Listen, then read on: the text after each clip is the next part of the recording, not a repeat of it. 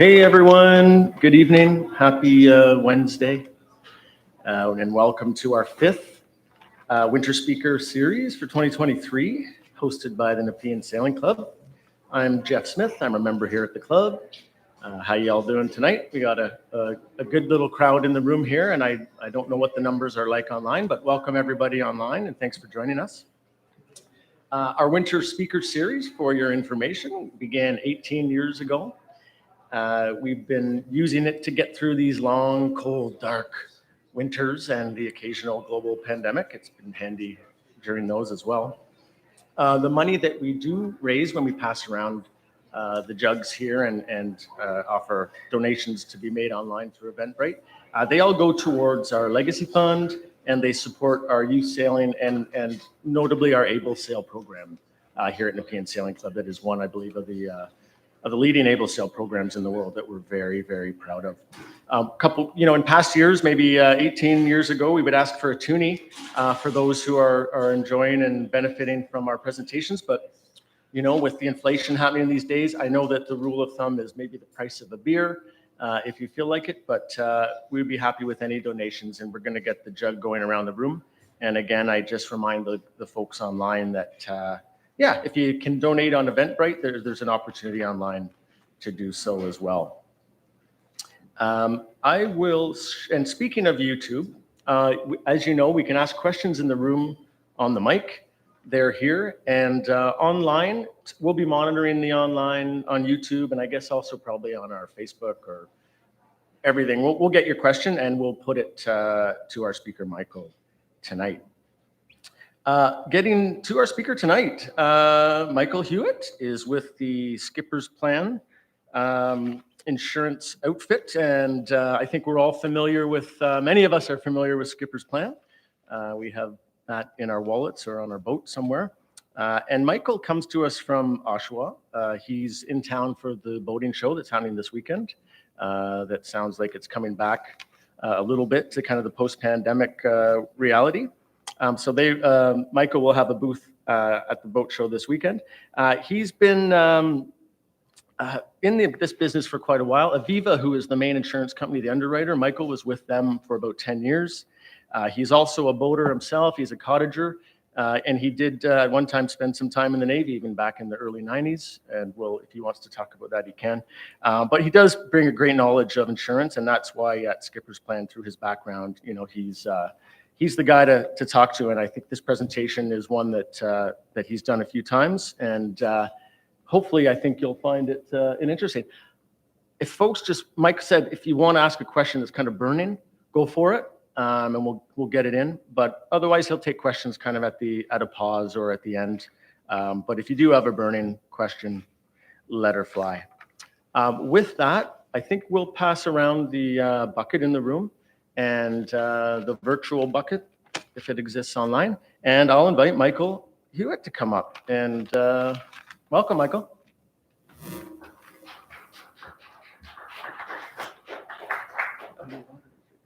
Thank you, Jeff. I'm going to start with who I am. I'm Michael Hewett. I'm the AVP of Operations with Gallagher Skippers Plan. I've spent 10 years at Aviva as a product manager. I actually looked after the boat product. I know the ins and outs of it, from pricing, policy wordings, claims, you name it. I was the guy behind the scenes knowing this product as the voice of the insurance company. I got tapped on the shoulder when Andrew Robertson was going to retire, and I've taken his role for the last year and seeing the other side of the business now, being the customer. So who is Gallagher Skippers Plan? Gallagher Skippers Plan has been around 70 years now. The Robertson family did create the company back in 43. So it's our 70th anniversary. And back in the 50s, that's when they created the boat program. And that's actually when they created the Aviva boat insurance program. So a little bit of fascinating tidbit there. About 10 years ago, Robertson family was purchased by CG&B, another large brokerage, and from there it was purchased by Gallagher in the last few years. And Gallagher is a global brokerage. I believe it's the third largest in the world. They do everything from commercial insurance to personal lines, to specialties such as the Gallagher Skippers Plan. All right, so I'm going to start with, assuming everybody might be new, because we don't know our audience here. So I'm going to start, if you're a new boat owner, what do you expect? Okay, and then we're going to get into the nitty-gritties as we go through the presentation. So the first part of purchasing a boat, and I'll tell anyone this, always go through a boat broker. And why do we go through a boat broker? Just trying to get it to click here. There it is. A boat broker knows all the tax legislation that's here in Canada. We all have heard about the luxury tax. As soon as you buy a boat worth $250,000 or more, you got to pay a luxury tax now. And it's pretty nasty. It's 10%. And if you were at the Toronto Boat Show a few weeks ago, you would have noticed that there is no more large boats on that sales floor. They're all disappearing because with that luxury tax, people aren't buying their boats here in Canada. They're actually buying them in the US and keeping it in the US and avoiding all the tax laws. A boat broker, a sales broker, they are licensed, by the way. They're the same as a real estate broker. They can actually help through all that process. What's the pros and cons of buying a boat in Canada, buying in the US, buying one in the Caribbean, etc. They'll explain why a survey is required. They'll explain all the different clauses that you may need when purchasing a boat, such as why do I need to, good example is they'll do a holdback. And when you buy a boat, you want to make sure all the equipment's working on a boat. They'll hold back maybe 5 or 10% of the value of the boat. And when that boat closes, they'll give the seller the holdback once the equipment is all functioning and everybody's happy. There'll also be a clause in there that the boat purchaser can obtain insurance. This is something everybody forgets about, is boat insurance here in Canada is not mandatory. In the clubs and the marinas, the associations, they bring it to being mandatory. But in Canada, the law says when you're operating a pleasure craft, you do not need insurance. Okay? We're going to get more into that and why you need insurance. The next part is that boat broker will probably be able to give you some information about surveyor. They'll give you a list usually of 3 different surveyors that you can go talk to. And you pick the one because they don't have any relationship typically with the surveyors on purpose because it's a breach of their ethics. And the surveyor will come out, look at the boat. It's usually charging anywhere from $19 to $25 per foot for a marine survey in today's world, plus expenses for going to see the boat, mileage, etc. And that surveyor will go through all the boat systems except any of the engines. The engines are done separately, and they'll be inspected by a Caterpillar mechanic, Yanmar, whoever that manufacturer of that motor is on that boat. That'll be done by the mechanic, okay? But the surveyor will go through all the other systems, the rigging, the hull, electronics, the keel, you name it. They'll go through it. They'll do moisture readings. They'll do percussion sound hammering on the hull to determine the structural soundness of the boat. Us as an insurance companies and brokers, what we're looking for on the surveys is one thing: insurability. Is the boat seaworthy? We're going to talk a little bit more and further in the presentation about surveys. And the last part is your insurance broker. Get them involved early in the process. I can't stress this enough. This gentleman here, we're going to call him Joe. This is a true story I'm going to tell. All right, so Joe's buying this boat. Oh, went too far. So he's buying a boat. We're going to talk about, he is the boat broker. He is a surveyor. He contacted his insurance broker early, but we're going to talk a little bit more about him and his story in a minute, because it's really sad what happened with Joe. Now, who should you talk to about your insurance? This is a really important topic. Should you talk to your home insurance broker or home insurance company? Typically, I would not recommend it. And the reason for this is, do they know how to read a marine survey? Do they know what a keel is or a hull? These are all terminologies they won't understand. They're going to send, chances are if you send them a marine survey, they're going to send it off to an underwriter and insurance company, and they're not going to know how to read it. And they're going to just decline it because they see recommendations everywhere and they think, oh, something's wrong with this boat, and we're not going to insure it. So My recommendation right away is go to a specialized marine insurance broker such as Gallagher Skippers Plan. That marine insurance broker will know how to read that marine survey, okay? Now, a home policy, should you go to a home policy? You know, you go to that home broker or the home insurance company, they're gonna say, well, we can cover it under home insurance. Well, that home insurance policy doesn't have things like pollution liability coverage, wreck removal, towing, things that you will need in a marine policy. So you can cover it under your home policy, but you're going to be missing a lot of coverages that you really deserve for your boat. Always look for that specialized boat insurance policy, okay? In Canada, I can tell you Aviva is the #1 writer of marine in Canada for personal lines marine. And they do a good job of it. We also, at Gallagher Skippers Plan, we have access to all the different markets, Northbridge, Royal Sun Alliance, Chubb. There's all these other insurance companies, but Aviva seems to be the #1 everyone wants to go to for their insurance, and they seem to know it the best, okay? Now, a boat specialist, that's all they do. They only sell boat insurance, okay? They don't do home, auto, commercial. They just do boat insurance, and that's Gallagher Skippers Plan. They know the policy inside and out. My team knows everything about that policy, okay? You have a claim. They're your advocate. Chances are the insurance company might come back and say, I'm sorry, Mr. Smith, you're not going to cover your claim because we think that this exclusion applies. Insurance broker who specializes in marine will go back and say, no, Mr. Insurance Company, that's not true. This part of the boat is part of the claim. And this is why. And we're your advocates for that. Because sometimes they can't speak our language. They can't speak boat.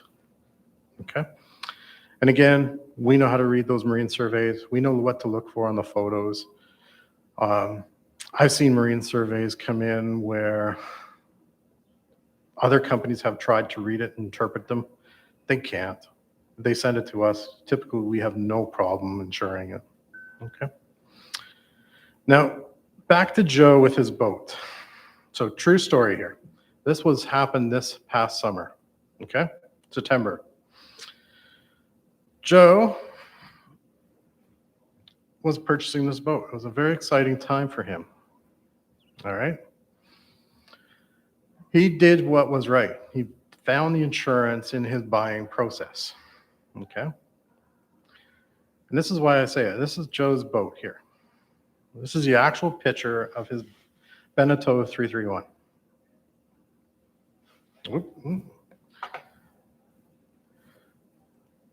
So that's the actual picture. He purchased this boat in Massachusetts out of the Mattapoisett boatyard. I don't know if I'm pronouncing it that right, but he purchased that on the Tuesday. The Wednesday, our broker was out of the office. She finished the policy on the Thursday morning. It was insured at that point, that Thursday morning. He came to us with that marine survey, like I said. We knew exactly how to read it. We knew what to look for. There was only minor recommendations on this survey. It was a good, clean boat, an older boat, no issues. Guess what happened on the Friday morning? That's that exact same boat in the yard. The boat right beside it caught fire first. It was being worked on. And next thing you know, every single boat in that marine yard was on fire. They called us Friday afternoon. They were actually getting ready to put it in the water and sail it back to Toronto. Pretty upset. The insurance company paid for their boat. I think they owned it, 3 days tops? So very, very important to get the insurance broker involved early in the process. What we find that happens is the last thing that people think about is insurance. And it should be one of the first things you think about, because we're going to tell you what we're looking for on surveys. We might even be able to tell you what surveyor to go and see. You may have a list of 3 surveyors, but we only accept 1 or 2 of them as a broker, because we've vetted a lot of the surveyors that come in and their surveys.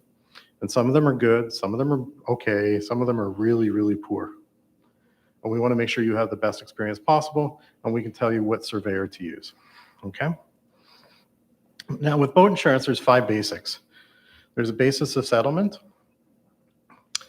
There's the perils and exclusions, marine policy benefits, warranties and suspensive conditions.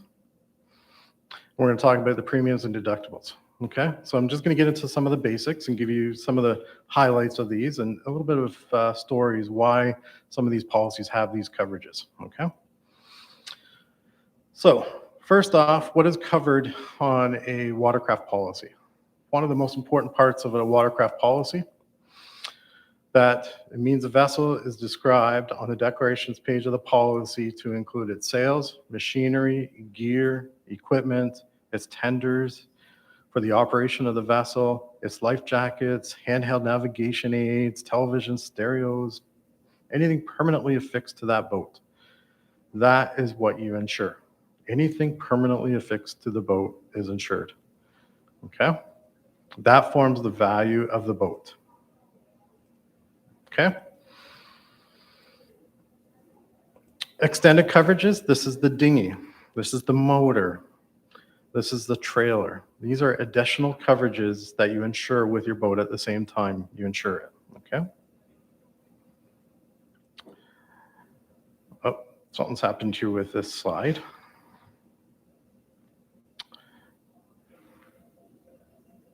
All right, let me try to summarize this one really quickly. There's 2 different types of coverage. See if it's done it throughout. There's agreed value. Claims are settled without depreciation. There is an insured value. When it got sidetracked here by the slide. So agreed value means we all agree on a value for a boat to be insured. Basically, that's the value you've bought the boat for. Back up. Okay, we'll try that.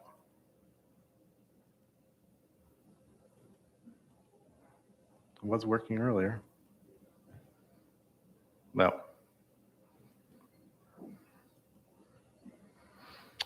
So the agreed values, we all agree on a value of the boat. Typically, it's what value you've purchased the boat for. That's what you insure it for. When you have a loss, its claims are settled without any type of depreciation. So if your boat is insured for $30,000, you're going to get a check for $30,000 in the event of a total loss. That's the concept of agreed value. There's actual cash value or market value. This is where, if we all say the boat was $30,000 on the purchase, it's going to depreciate from that point that you purchased it. When you have a total loss, now that boat 3 years from now might be only worth 25. That's the value you're going to get for your boat in the event of a total loss with an agreed value policy. Those are the 2 common policies in the industry, is the agreed value and an actual cash value policy. All right, there's my scenario. So boat stolen with agreed value. We all agreed that it was worth $30,000 with tax. The settlement becomes $30,000. Actual cash value, as the example here, $30,000. Less depreciation, we're saying, a couple years have passed. It's only worth 25 now. You're going to get 25,000 less any deductible. Okay. Now there is a liability-only policy. The insurance companies allow us to offer a liability-only policy if the boat qualifies. Okay. There is no difference in price, honestly, between a liability-only policy and an actual cash value policy. I can sell you an actual cash value policy for $400, and when you go to buy that liability-only policy, it's going to be $465. Which policy do you want? You want the actual cash value, okay? Depends on the value of the boat.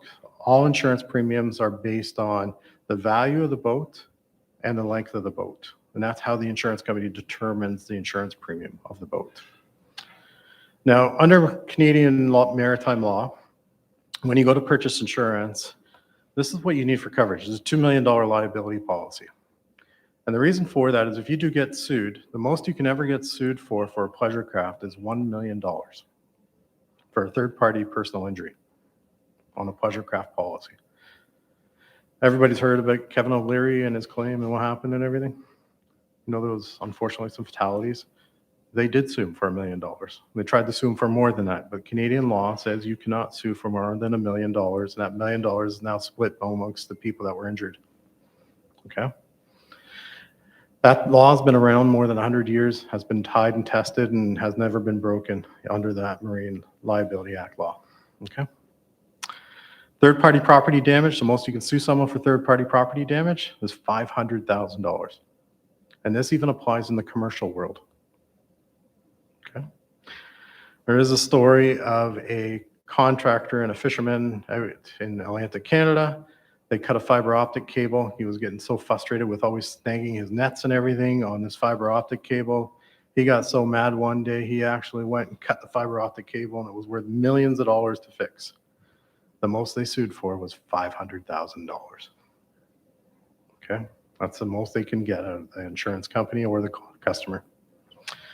Now, a basic liability policy will always come with medical and funeral coverage. Fortunately, accidents do happen, and accidental death.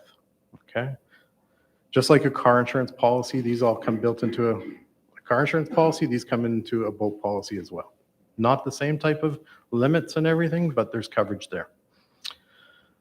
Underinsured and uninsured boater accidents do happen. So there is liability coverage there to protect you if the third-party boater is uninsured or underinsured. Okay. Pollution and wreck removal. This is an interesting topic these days because the government has stepped in and said, you know, your boat sinks, it has to be recovered. The salvage has to be raised and be safely protected and everything else and properly destroyed. Okay. There's salvage laws out there now. Okay. There was a marina fire at Pickering, Frenchman's Bay Yacht Club just before Christmas. This is a boat we refused to insure. Okay. It had a very bad survey. He had no insurance. The yacht club called us and said, we got a quote we found from your brokerage. Is there anything you can do? Nothing we can do. We don't insure this boat. Had a poor survey. That boat was a total loss. To actually clean it up, it was estimated at $50,000 in cleanup. And that was a boat that was still floating.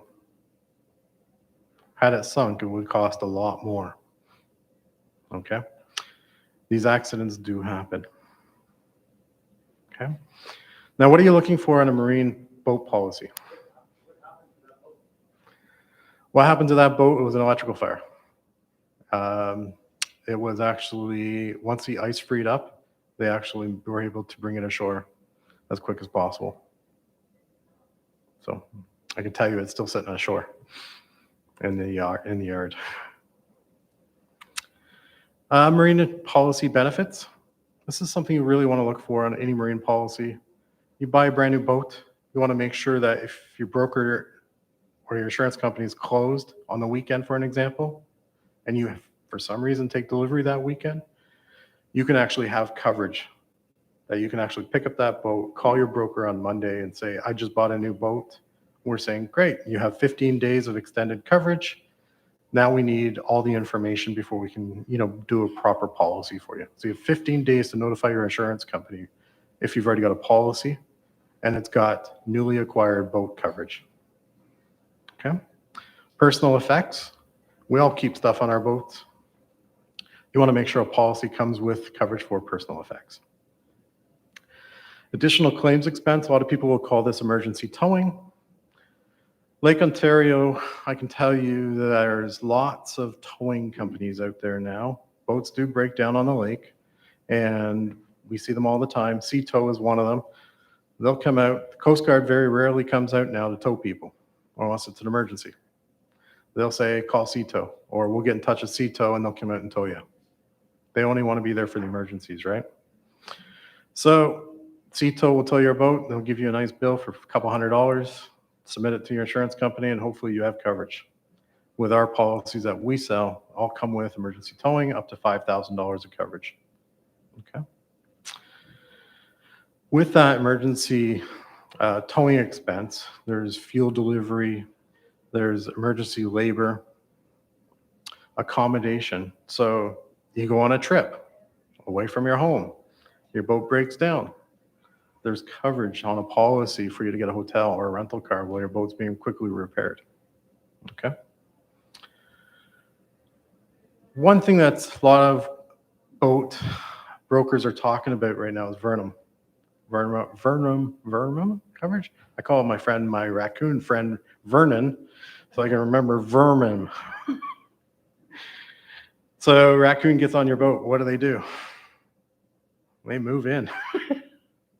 They start living on it for the fall, the winter, the spring, and you open up your boat and it stinks. You might find that they've torn apart your nice furniture. They've dug at the carpets. They've started chewing the electrical wiring. They can make a real mess. I've actually seen claims adjusters look at the boat, they see the smell, or they smell it, and next thing you know, they're in hazmat suits coming in to clean your boat for you. Make sure your policy has this coverage. Okay? These vermin can actually make a real mess to boats, and it costs thousands of dollars to clean up and fix. Pet coverage. We all take our pets on the boat. Sometimes they can get injured when there's an accident. Make sure your policy comes with pet coverage. Lastly, guaranteed replacement cost. If you buy a brand new boat, that $30,000 we used as an example, well, what if it goes up in value? It happened with COVID. There's a lot of people that bought boats at the start of COVID for $30,000, we'll say as my example. Now that boat's worth $37,000. They have a total loss. If they have this guaranteed replacement coverage, they're going to get that $37,000. If it costs more to buy that boat, guaranteed replacement cost will actually provide that coverage. And that's for brand new boats and usually lasts only for a couple of years. Okay. What type of policy do we sell? Get this question all the time. So it's an all-risk policy. It means everything is covered unless it's excluded. So then everyone asks, well, what's excluded? We'll talk about that in a minute. So all your basics are always covered on a boat policy: fire, lightning, storm damage, windstorm, collision, upset, impact, anything that can really happen that you would expect. Okay? So what's the typical exclusion now? Mechanical breakdown. You break down, your motor breaks down, nobody knows what's caused. Typically, it's not covered. You can try to put a claim in. You know, Cameron Robertson, he's our claims advocate in the office.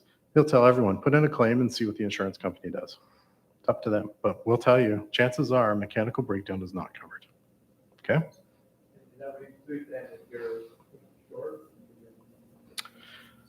So, very good question. I'll repeat the question. Does that include whether you're pushed to shore? So you have a mechanical breakdown and now you're drifting. You go into the rocks. The resulting damage from the mechanical breakdown is covered. So your boat catches fire. You go into those rocks. That gets damaged now because of the rocks into the hull. That's covered. Okay? But the actual mechanical breakdown itself is not covered. Okay?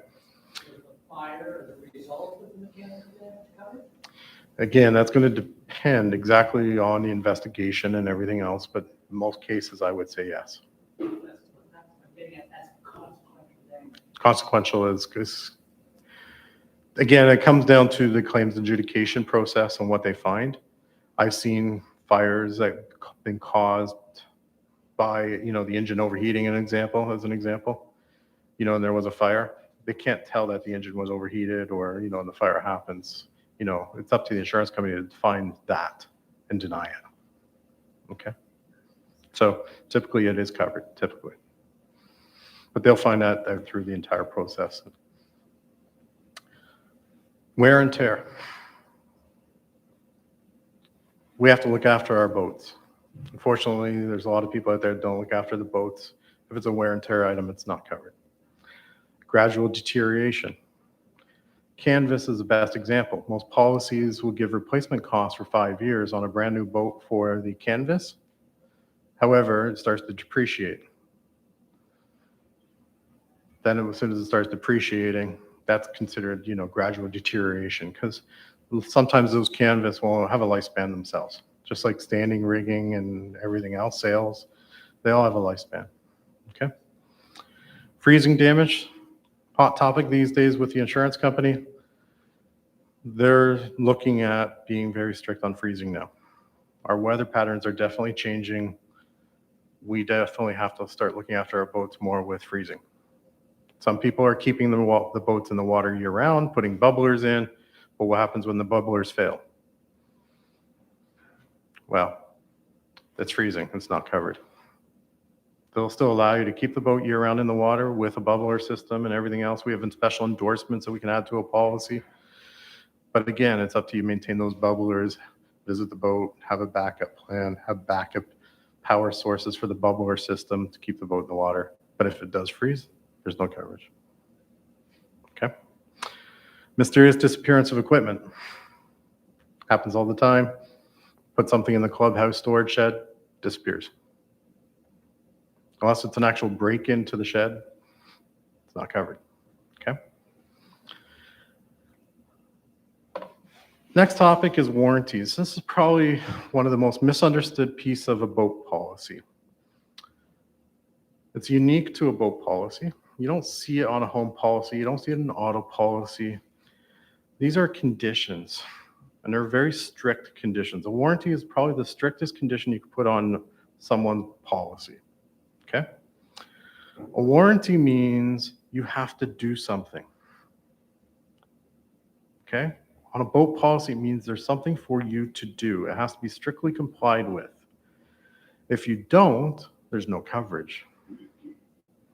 Okay? We're going to talk a little bit about that in the next slide. It was very strict when I was at Aviva. We went back and we actually said, let's change this to a suspensive condition. Suspensive condition means it's very strict still. You can breach that condition, but the insurance company doesn't need to cancel the policy now. When you breach a warranty, the policy has to be canceled because there's no coverage, it's void.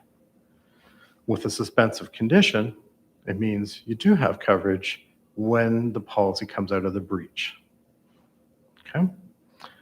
So what are these warranties and suspensive conditions? One of the warranties is private pleasure use. You will not use your boat for chartering. You will not use it for renting out to others, things that are deemed commercial. It's used only for private pleasure use. That's a warranty. It has to be strictly complied with. If I go and rent my boat tomorrow, it's not covered. In fact, we're going to talk a little bit more about that at the end of the presentation about commercial, because here in Canada, for marine, small vessels do require commercial insurance now, and that's the law. Whereas pleasure crafts still don't require to have insurance, which is kind of crazy. Prohibited use, this could be racing. Sailboats are excluded from this. So high performance boat, you like to go fast, they like to race each other. That's a breach of a warranty. There's no coverage. Okay. Propane appliance. Some sailboats have propane appliances in them, right? Means you have to turn off the gas at the source if you're going to leave the boat unattended for so many days. That's all it is. Okay. And safety equipment. Safety equipment's a warranty. All insurance companies put this one on. It means you're going to always have all the proper safety equipment on your boat at all times. Nice and simple. Suspensive condition, layup. We have people in this time of year saying, it's spring, I'm going to take my boat out. Well, they can take it out. They're going to breach their suspensive condition. When they bring it back ashore and lay it up again and winterize it, it's covered once again. So see what's happening here is they're using it when they shouldn't. They've basically breached their suspensive condition. They bring it back to shore, they winterize it again. That coverage now resumes. It's a lot of work, yeah, but it happens. There's people out there doing it. Navigational limits. So, navigational limits. This is, everybody wants to go to the Caribbean, right? I do. Want to do the Great Loop? That's on my bucket list. We're going to talk about navigational limits now. This is actually straight from Aviva's underwriting manual that is out there. I'm going to get in trouble for putting it out there. This is basically what the words say in the picture. So it says, inland waters of Canada and the US, not south of 40 degrees north. So you're not to go south of 40 degrees north. So someone asked me, well, what's the easiest way to remember that? Well, Long Island, New York, and the Hudson River, the bottom end of Long Island, New York is basically the 40th parallel. You're not to go south of there. Okay, that's a basic boat policy. That's a suspensive condition. You can go past it, and then when you go past it, you're breaching that condition. When you come back, you're back in the condition, you have coverage again, okay? We're going to talk a little bit more about navigation extensions where we'll allow you to actually go into that area, okay? I'm not going to go over this too much. There's 3 zones, though. Picture does 1,000 words. Zone 1 is basically from the Hudson down to Jacksonville, Florida. Zone 2 goes from Jacksonville, Florida, down into the tip of Dominican. You see Cuba and Haiti there in black. And I can't go to Cuba or Haiti, okay? They're excluded from navigation for good reason. And Zone 3, top end of Dominican down to Trinidad and Tobago, basically. But you can't go into South America, okay? You cannot also go into the Panama Canal. You can go to the mouth of the Panama, but you cannot go into the Panama Canal. You need special licenses to go through the Panama Canal, actually. A lot of people don't realize this. So this is why the insurance companies have put all these rules into effect. Navigating offshore, 100 nautical miles for Zone 1, Zone 2, and for the regular navigating. 100 nautical miles. Anybody know the reason why we do this? It is recovery. Coast Guard rescue is easily done at 100 nautical miles. It's a little bit harder at 200 nautical miles, over 200 nautical miles. It's a major military operation. Okay? This is why the insurance companies have offshore coverage limited to 100 nautical miles or 200 nautical miles. Zone 3 in this package that we sell with Aviva goes up to 200 nautical miles offshore. Now that's of any of that coastline or islands that you see. Okay? So you can't go to Bermuda. We get questions all the time about Bermuda. We're having a hard time finding an insurance company that will allow Bermuda.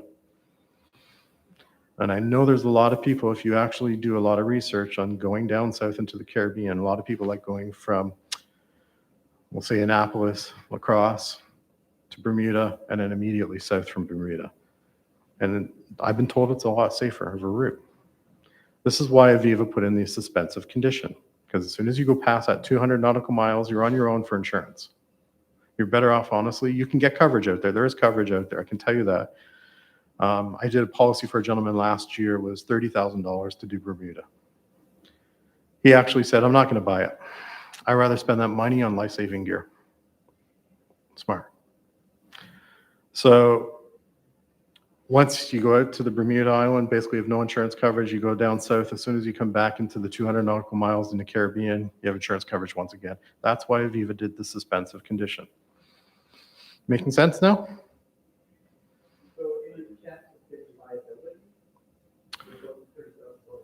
Question is, can you just get liability? That's the biggest part of the policy, is the liability coverage. So, no, you can buy it out there, and it's out there to buy, but it's not something that Aviva offers. I'll tell you that right now. You guys don't mind trying to use the mic just so the people at home can. So what is required for southern navigation? Okay. Research and plan. That's your first job.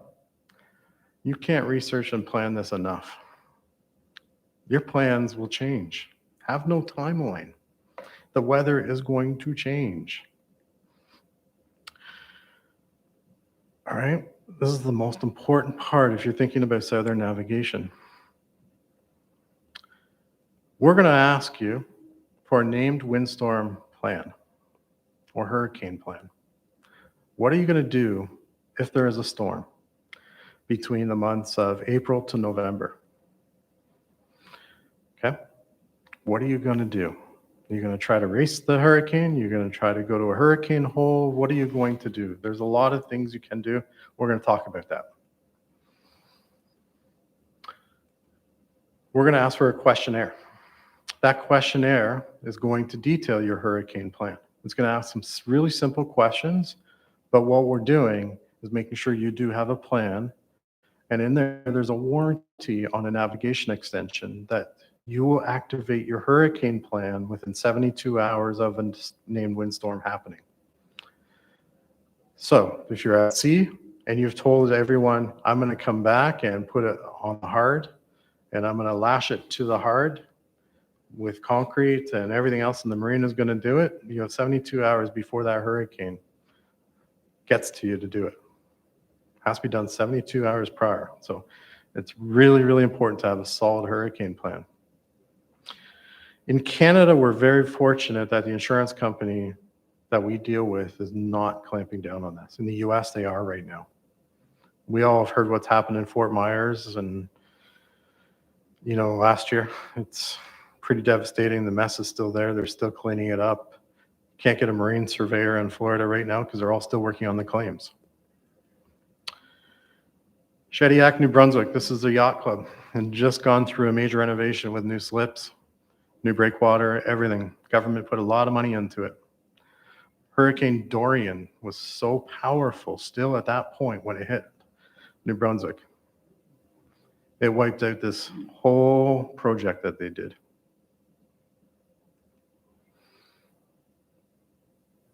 Okay. Hurricanes are changing. There's the last 20 years of hurricanes. A lot of them are hitting the coastlines now. I'll give you an idea of the last 3 years. 2020 was a very, very active hurricane year. A lot of them went into the Gulf. 21, again, another active hurricane year. There was quite a few more that made landfall. 2022, we're quieter. However, the storms were just as fierce as in previous years. They were as strong or stronger than the past. Not as many. And the reason why I bring this up is, like I said, I want to do the Great Loop. I've drawn a red line across the map. That's the 40th. You're not to navigate south of the 40th parallel. 2/3 of the Great Loop is in hurricane country. Okay? Plan, research, do everything you possibly can to learn about hurricanes and what to do to protect your boat. There's 5 leading causes to the damage of boats during hurricane season. Okay? What to do to protect your boat. 5 leading causes. First cause is storm surge. Now, this could be the surge before the hurricane comes, because it will suck all the water out of the bay. There'll be no water in the bay for hours. I saw this in Fort Myers. I got a place, by the way, in Sarasota, so I've got fresh knowledge and pictures and everything else of this one. It sucked all the water out for 3 hours before the hurricane hit, and the storm surge came in as a vengeance. It was a combination of both things that happened, that people did not get their boats out of the water fast enough. Everybody thought the hurricane was going to hit Tampa, Sarasota area. It just immediately made a hook and went right into Fort Myers. Okay, so nobody prepared. That surge caused more damage than anything else. Number 2 is wind damage. That was Shediac, New Brunswick. It was all mostly wind damage and storm surge. That's what caused all that damage there. Waves, not so common. It's more of the storm surge.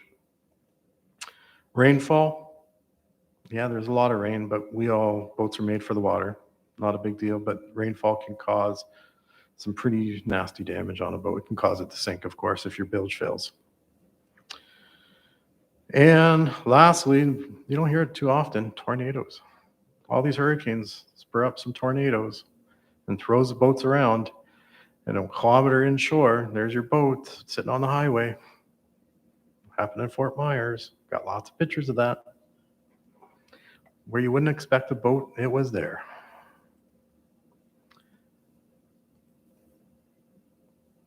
All right, there. I think our computer is frozen now, guys.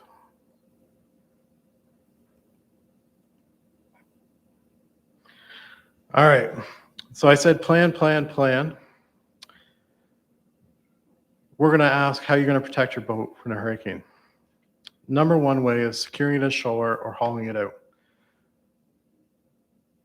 Speak with the marina, pay them ahead of time, have them pull it out for you, put it on the cradle, double lash it to concrete blocks, make sure there's 8 feet surrounding between each boat so they don't be pushed together, protect them. Okay?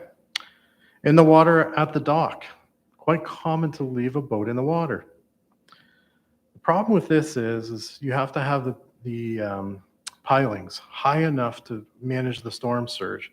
So a lot of the pilings, if you look at down in Florida, the dock is here and they actually go 8 feet high. So when you're lashing your boat, it's actually not lashed too tightly. It's lashed that it can move up and down with the storm surge in amongst the pilings. Okay? The minimum slip rule is 140% of the width of your boat. Common rule suggests of the width of the slip should be a minimum 140% of the beam, the widest to the widest point. So that way the boat can move around. Okay. Any lines have to be protected from chafing. That's the next part, is always use new lines when you're protecting your boat from a hurricane, whether it's on land or ashore or in a marina. Always use brand new rope, always. Okay. Plugging of exhaust lines to avoid water damage. Something we don't talk about too much, only in hurricanes. We do talk about it a lot.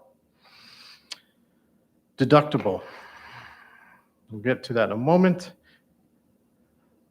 Now, putting it on a trailer and just taking it on to the shore, it still has to be double lashed to the ground, concrete blocks and everything else. It is one of the safer places to store your boat though, when it's on that trailer. It will bounce around on the trailer the way it's designed. It's not a bad idea. On davits and lifts, this is customary in Florida that they'll have all these big lifts for their big boats to pull them out of the water, because you go to your nice house and they'll lift the boat up and store it there. It's very safe actually in a hurricane. They're designed for that. High-rise storage racks, the number one place to store a boat in a hurricane. A lot of these big buildings in Florida now that they'll stack boats 4 and 5 high in these huge racks, and these huge buildings are bigger than some airline hangars now, just to store boats.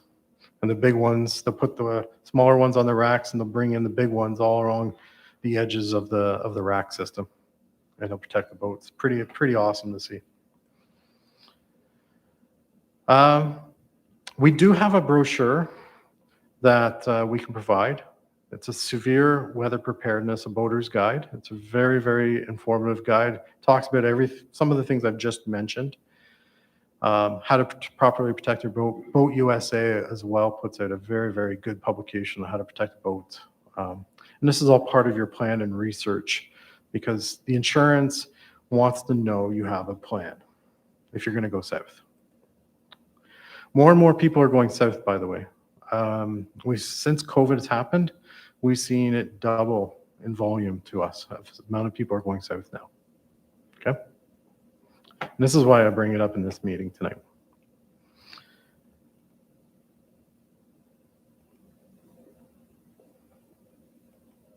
I'm doing something to this. It's crashing.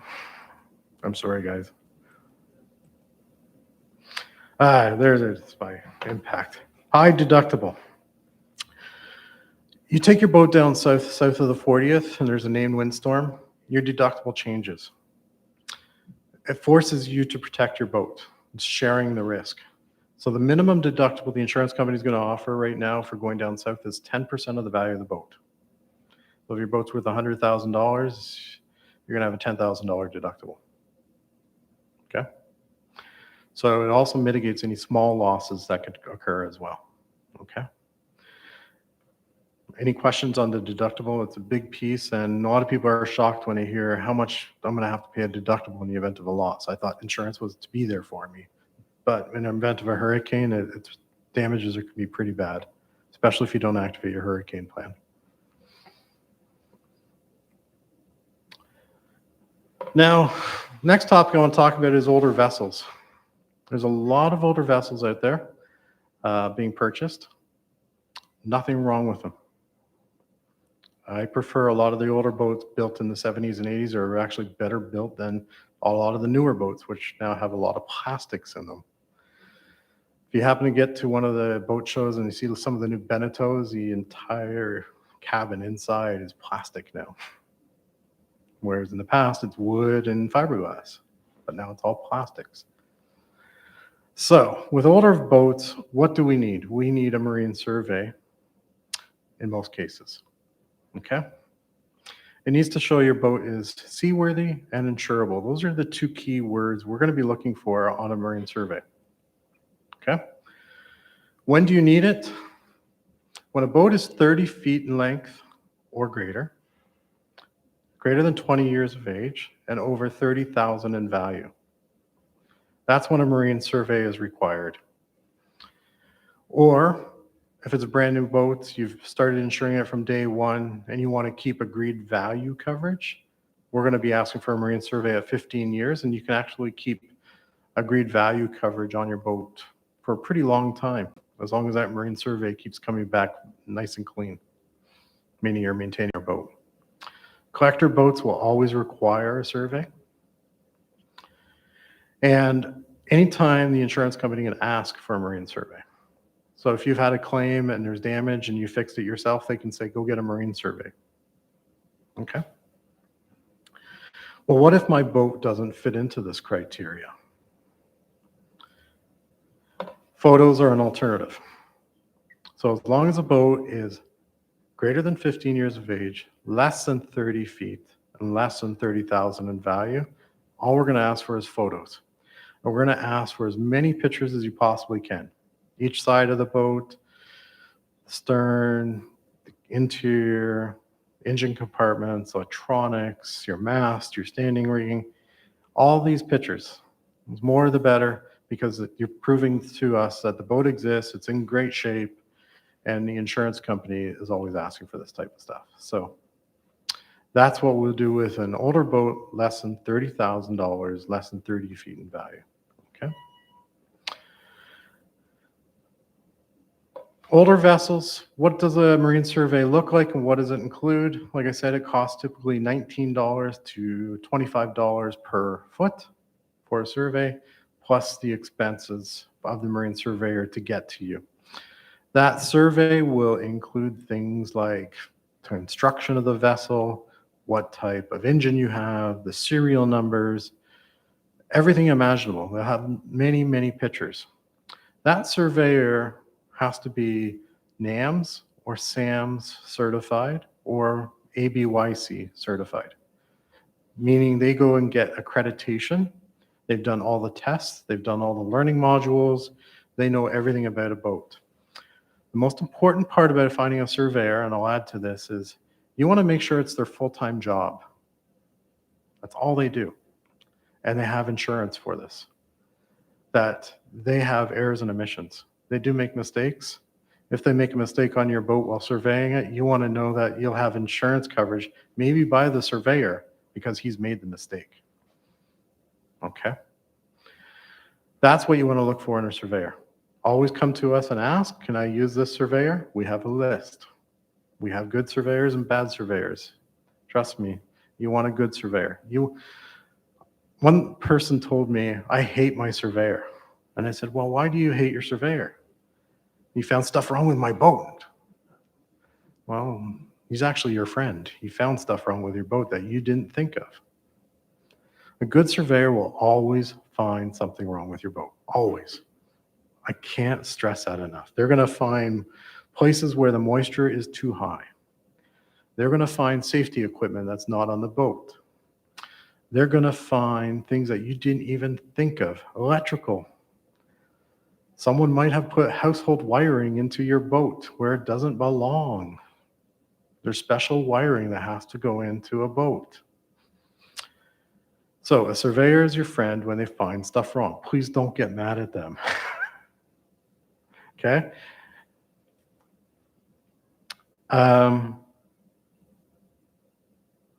Again, make sure that this is their full-time job and that they have insurance, okay?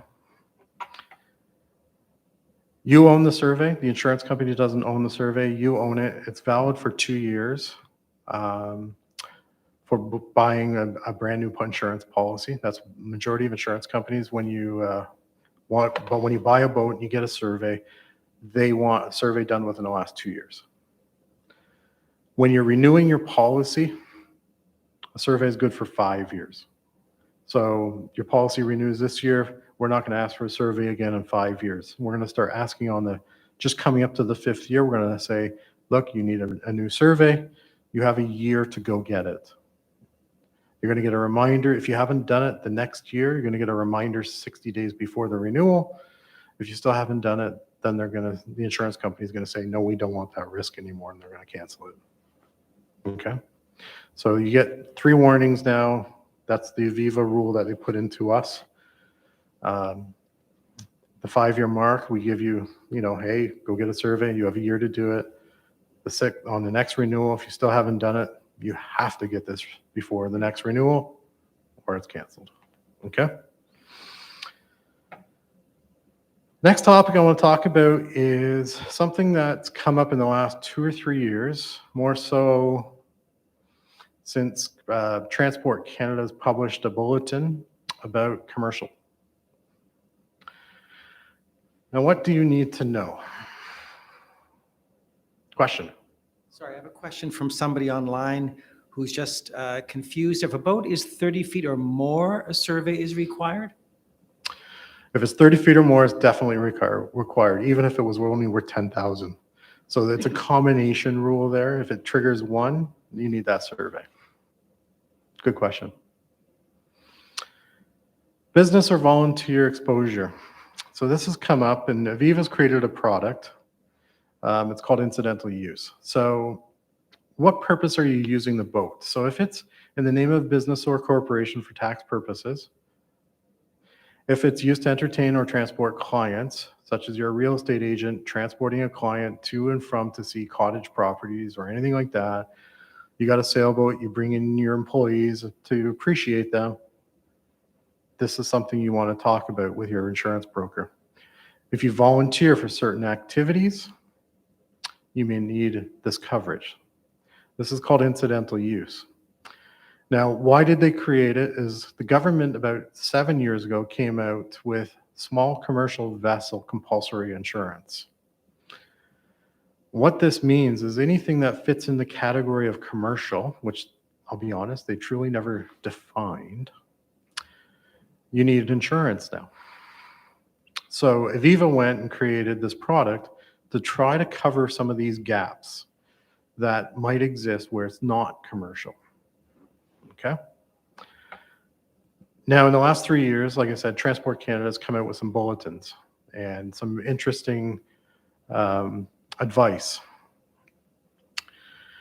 If you use your boat for any type of remuneration of any type, that could be cash, it could be in exchange for gas money, it could be beer, soft drinks, that's remuneration.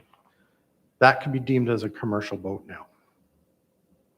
If you rent or charter your boat, you need commercial insurance now, water taxis, sightseeing, good examples.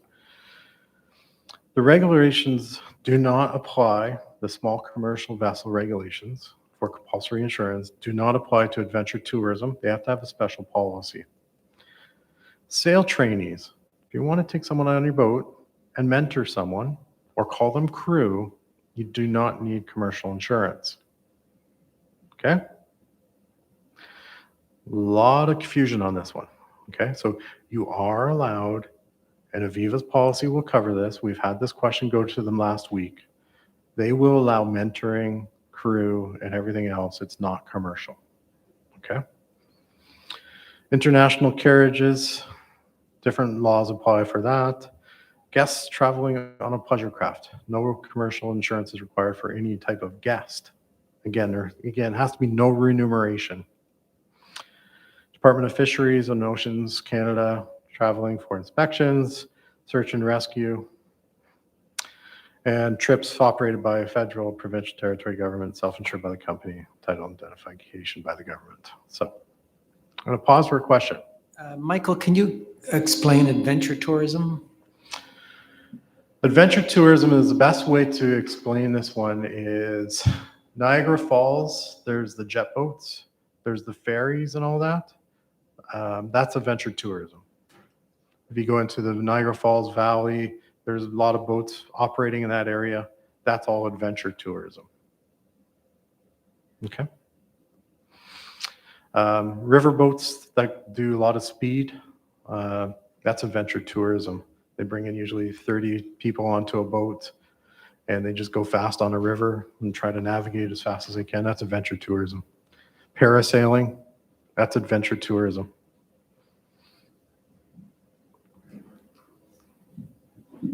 Yeah, I have a question in terms of remuneration. If you split costs with some friends, so let's say costs to trailer a boat somewhere, splitting, maybe they donate something to the boat, where does that cross the line, or at what point does that cross the line? Because that probably happens frequently. Well, it happens all the time. I do it even at my cottage. I cover the gas money. There has to be a line drawn somewhere. It's a tough area. There's a lot of gray area in this. The government put in this law that is very hard to understand. They don't define passenger and they don't define commercial. Very, very clear. And it's up to the courts to decide. And it's up to us as insurance companies and brokers to actually tell you there's gray areas. We're going to try to give you the insurance coverage you need, but you also have to be careful. I'm just wondering, what's the difference between like being a sail trainee, like mentoring the sailors or your crew, and being a captain? So I've just got these people who are going to go out for a picnic. I'm going to captain them. They're going to pay me some money, and I'm going to train them on the way to Elmer Island about how to pull on some ropes, maybe. Good question. I've never done that, though. First, the question: are these people just walking up the street that you don't know? Sure. Let's say I put a poster out, and out they came. Yeah. So that could be deemed as commercial. Okay. Okay. However, if they were social members of the club, that's Okay. not.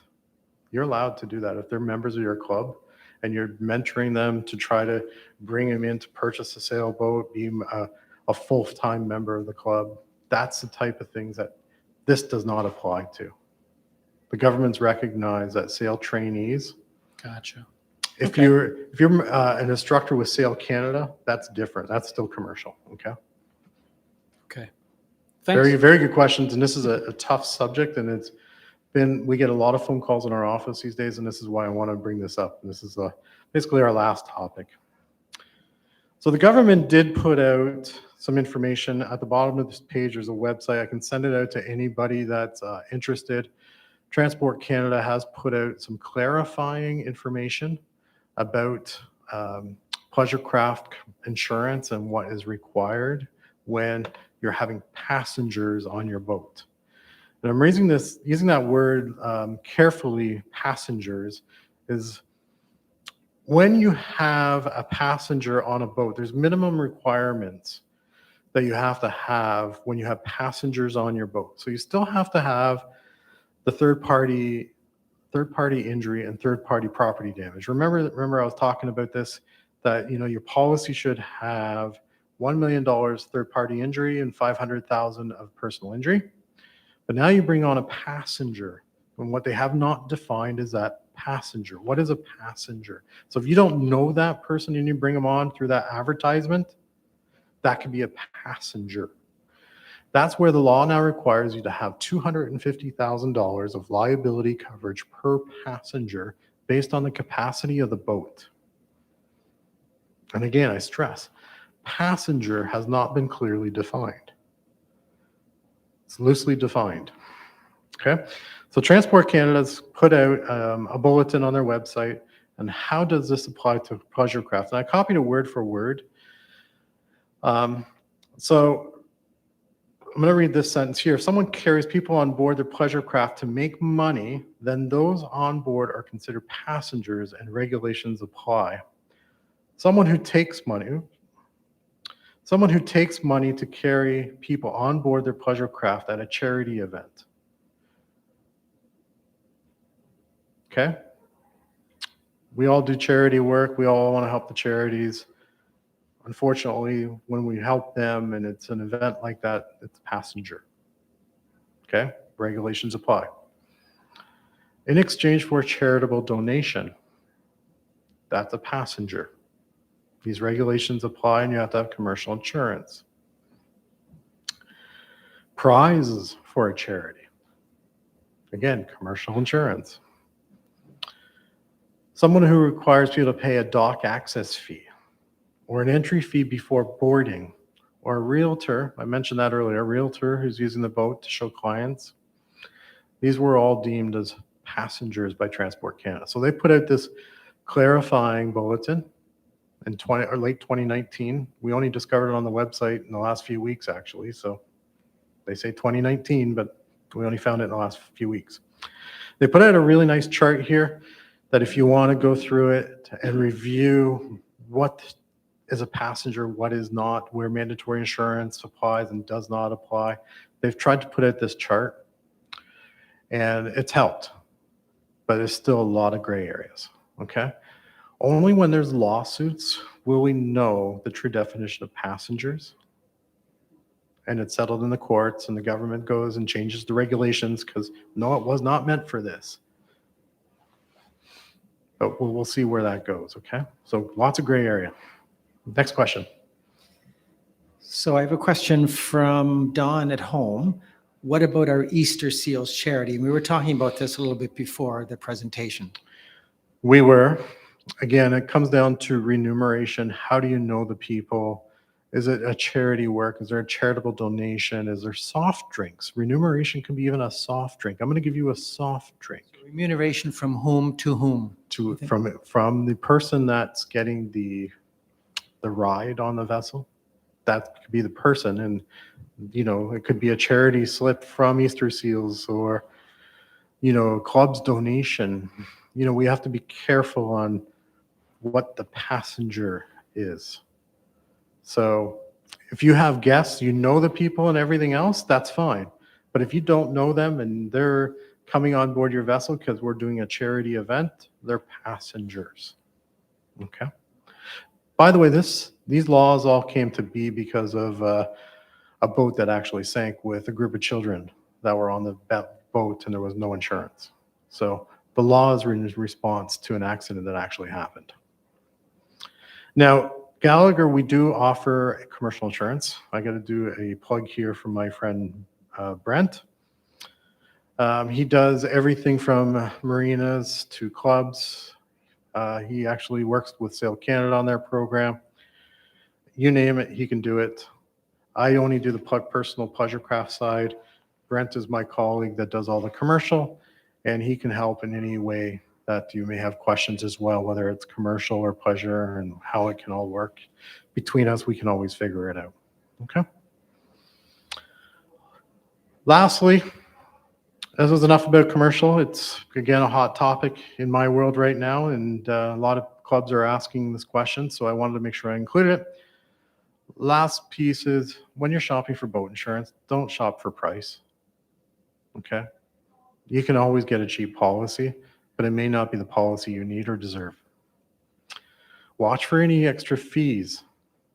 Any extra charges that may not be disclosed to you. These happen. Inquire about the discounts. There is a lot of discounts available for boat insurance, whether it be additional training, CPS training. You can get a discount for having CPS training.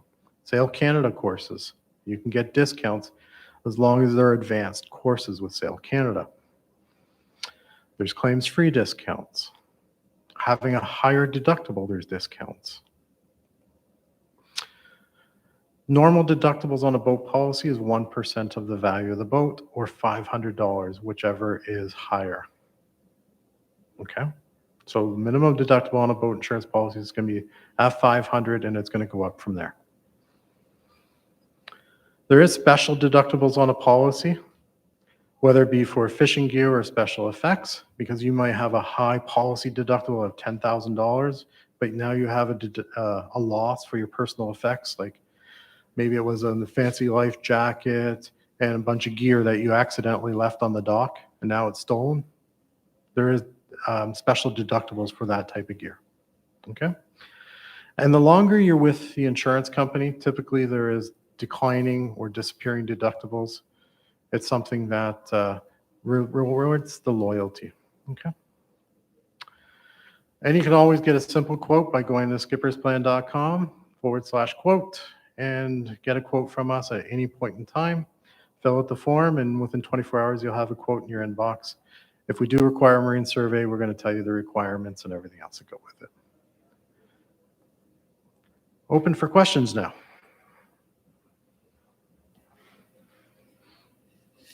Yeah, thanks, Michael. I have a couple of questions from people viewing online. One is just to confirm, even on the survey requirements, even if a boat is old and less than $30,000 in value, it still needs a survey if it is 30 feet or more. Is that correct? That is correct. Okay, there you go, Evan. And John is asking, how do I get coverage for a boat purchased in the US without bringing it back to Canada? As long as you have a Canadian residency and you're a Canadian citizen, we can insure that boat in the US. Okay. Great. Thank you. Even if it's going to be permanently kept in the US, the exception is Florida. Florida has some laws now that you cannot keep your boat. A Canadian vessel will have to be registered and insured for Florida if it's kept down there longer than 90 days without the intention of returning. Okay. Any other questions? I'll keep in line with that insurance question about the survey. So my boat's 27 foot, currently valued $40,000 maybe. I'm due for a survey in 2 years, so it'll be 20 years old. So all I have to do is drop the value of the boat with the agreed upon value to 30,000, $29.99. and then I don't have to get a Then survey, you don't have to do the survey. and I'll save $1,000 maybe. Possibly, yes. Yeah. Yep, you got the concept. Now, we get this all the time. There's a CNC boat out there, 30 feet. It's actually on the specification sheet, 29.92 feet. It still requires a survey, okay? It's classified as a 30-footer still, all right? We round up when it's a 29-foot, and it's got that, 29.92. Make sense? Get that question all the time, too. So I've got an old boat, over 30 feet a little bit, but purchase value was fairly low, under 30,000.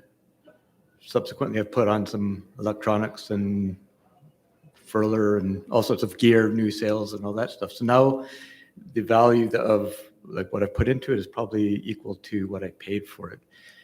I'm still insured at the purchase price when I bought it a few years ago. What's the scenario there? I guess for you, you'd say, well, go get a survey. The surveyor puts an agreed or a suggested value on the boat, or where does that value come from, I guess? So a survey will look at boats on the market currently.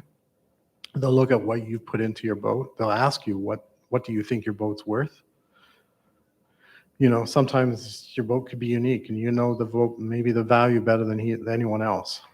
But when it comes down to the insurance, we only insure it for what you paid for it. With the concept of insurance, you cannot profit from insurance. So then would the purchase price of the boat plus evidence of things that have gone on lead to that value, I guess? Yeah, we get this all the time where customers will put new navigation equipment, new electronics. They've upgraded, the weather station on their vessel.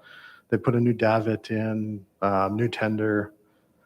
Give us the receipts. We send it to the underwriter and increases the value of the boat. Okay. With COVID, though, we saw that the market, the demand for boats was sky high. Values went sky high.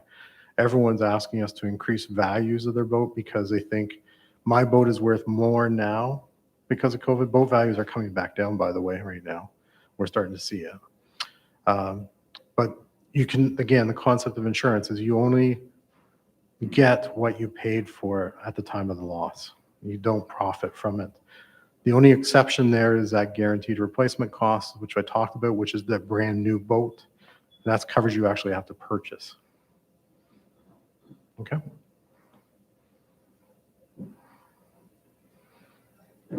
Yeah, part of the club is racing.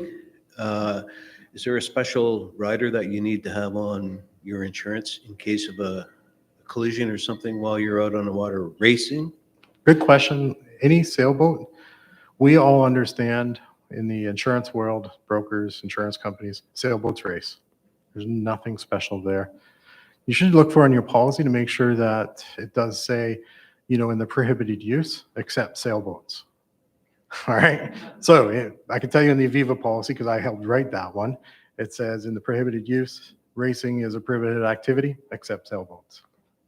Okay. So sailing and racing go hand in hand.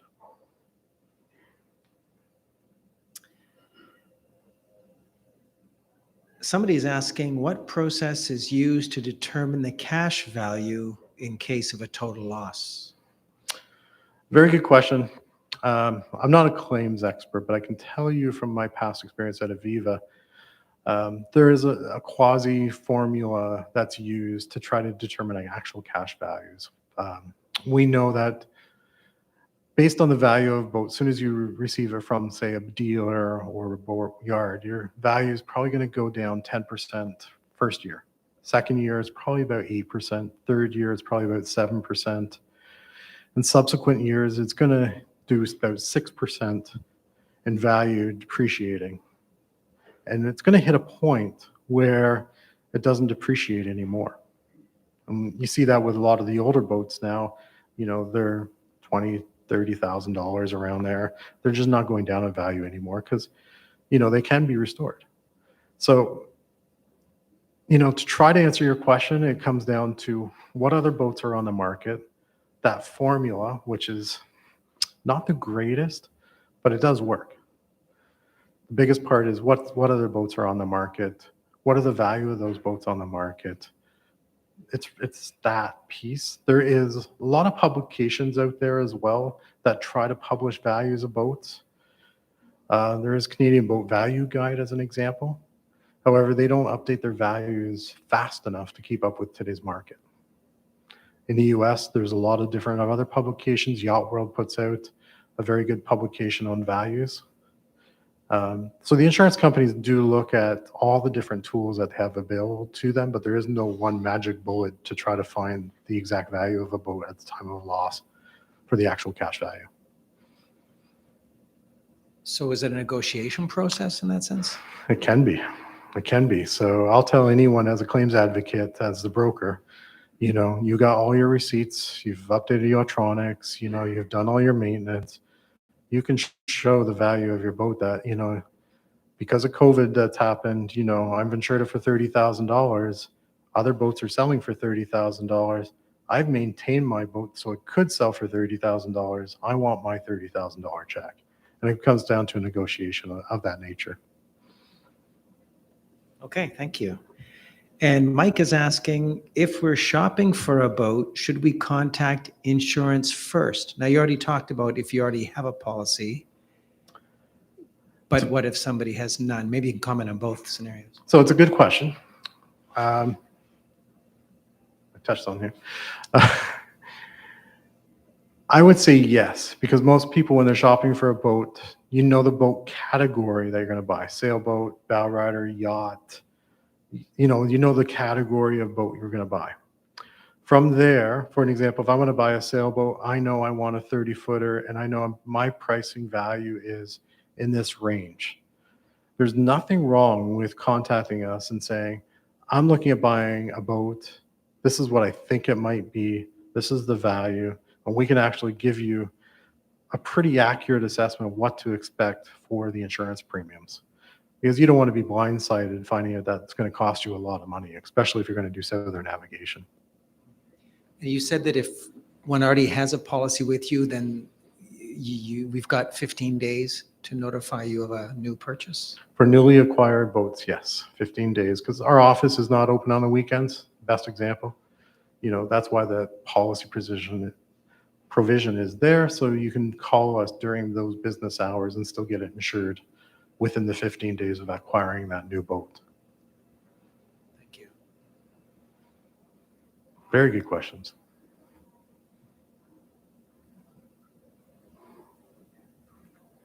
Well, thank you, everyone. Jeff?